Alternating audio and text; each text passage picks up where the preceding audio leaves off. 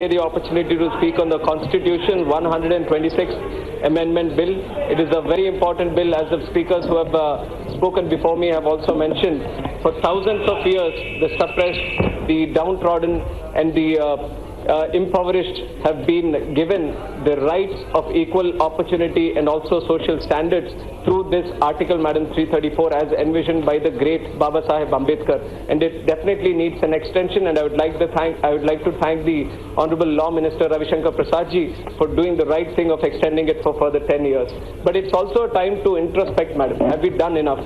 Because for the last 70 years, doing all these kinds of reservations in areas like education, employment, and also in the political spheres, there are still some problems which are still prevailing and which we are still able to see in the society. And one example that is very, very common is during the times of delimitation, when certain areas become reserved for the STs or STs, there are certain leadership that comes up. But the same delimitation, when it happens again and the SC or ST reservation is taken away from there, those people can't contest from there, Madam. That exposes the social divide that is still existing in the society of today. And how do we cover that is a big question that we have to face today. And one of the important spheres for that is to provide proper jobs, provide good education and proper healthcare to the SC and SC communities, which the members have also mentioned. So definitely the central government has to think about how to provide jobs, Madam. Right now, if you see, 98% of the job sector is in the private sector in the country today. So how do we extend the reservations towards the private sector is something that the central government has to think of. Because if we don't bridge the gap, if we don't provide them equal opportunities in these spheres, let us say in education also, Madam, there is a lot of difference when you compare with the government institutions and the private institutions.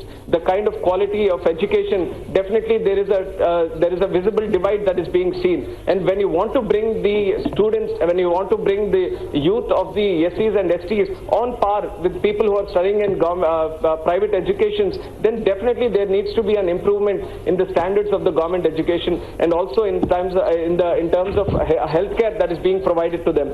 So definitely equal opportunity comes with equal opportunities in jobs, equal opportunities in healthcare and education. That is very, very important. And one more thing that I want to mention to the Honorable Minister is the Anglo-Indian issue that is being raised.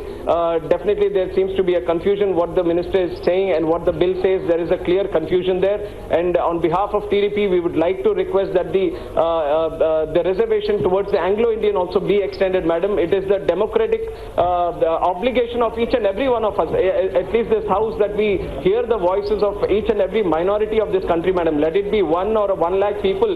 Definitely there needs to be a representation, and let this reservation be continued, Madam. Thank you very much. Srimati Chinta Anuradha ji.